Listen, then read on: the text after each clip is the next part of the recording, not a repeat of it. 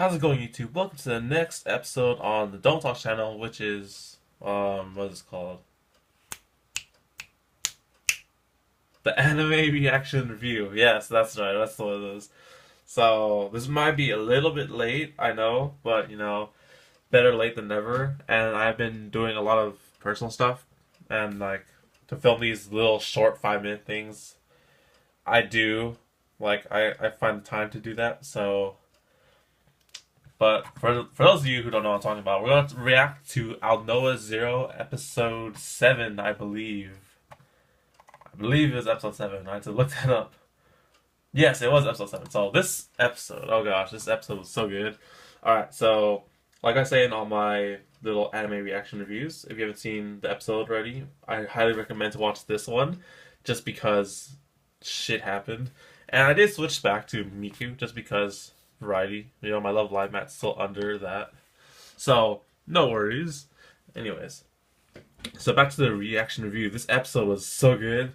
So, we continue the fight with the alien Catafrank, the 8-armed one with giant rocket arms. And Slaine has come to help. Yeah, I was so excited to see how Slaine would help and fight with them. So, basically, the way it worked was how did it work? Oh, stop playing around with that. I forgot how it worked. So Slaine came and helped, saved the whole ship and everyone on it, and then they were able to escape inside a cave within the island by blowing up a hole on the island. So the civilians were able to escape, but then everyone else stayed outside, like in the robots, to fight the alien, Catafrank.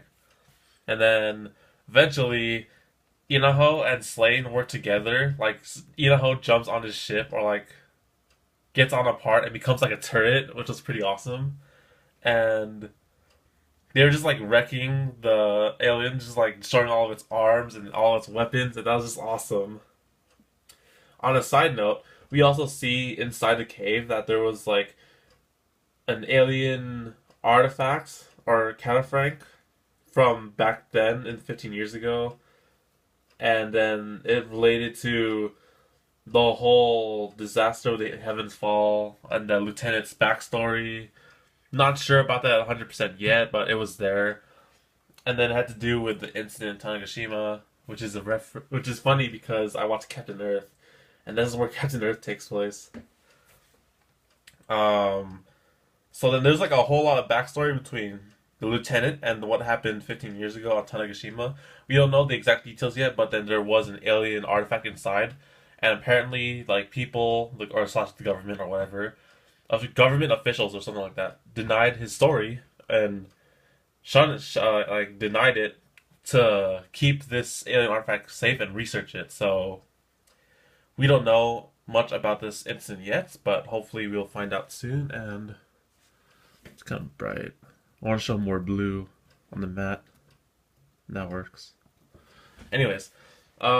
Back to the battle. So then Slaine and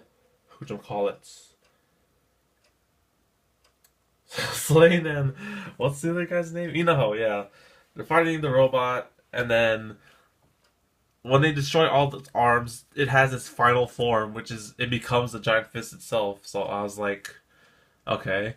It became one arm, but this was faster, and then they couldn't defeat this one arm when it transformed because they didn't know all the weapons of the alien Catafrank, and then they had issue trying to defeat it. So they got help from the crew, the whole ship.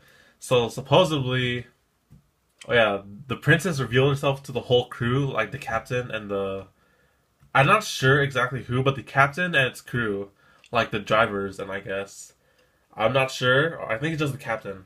But with that, they were able to get this giant alien Catafrank battleship out of the island, and I don't know how the hell that happened, but they were able to crash it into the alien Catafrank and run it over and destroy it with the help of everyone else.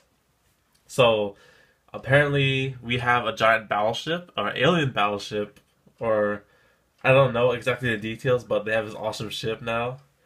I think it flies. I'm not sure if it flew or it was on the water, but we'll see later. But yeah, so then they were able to defeat the alien catapult with the giant arms, so good for them. And then Inaho and Slaine had the like what you call it, the problem is like, oh, Slaine saw the princess is alive and is like, take me to her and blah. So this is where my concern happened in the episode. So I know Slaine really just wants to help the princess, but Inaho doesn't know that. So then, like, they have this whole issue and a little like fight against each other, and then Slaine's all like, "Are you guys my enemy?" And then like Inaho shoots his plane down, and he's like, "Yes, I am your enemy." It's like, what the fuck?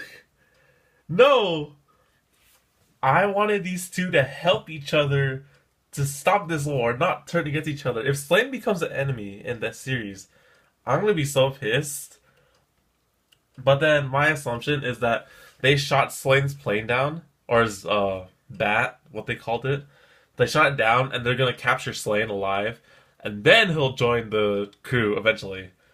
Hopefully that's what happens because I don't want Slaine to become the enemy or like become a villain in this anime. If he does, I'm gonna be so sad because he needs to help Inaho and everyone stop this war. So unexpectedly that happened, and of course, like I say in all this original anime stuff, because it's original anime, we don't know what's gonna happen next. And next episode, oh, I want to see what happens next, and I can't wait. So far, that's how I feel about this episode. Thank you. This is the end of the reaction. I want to see what happens to Slaine and all that shit because it's gonna be so good. So, like the video if you enjoyed. Comment and what you guys think is gonna happen to Slaine and how this whole thing will gonna turn out. What do you guys think will happen? And subscribe for more videos and content like this on the Dome Talks channel. So I'll see you guys later, and take care. Yeah.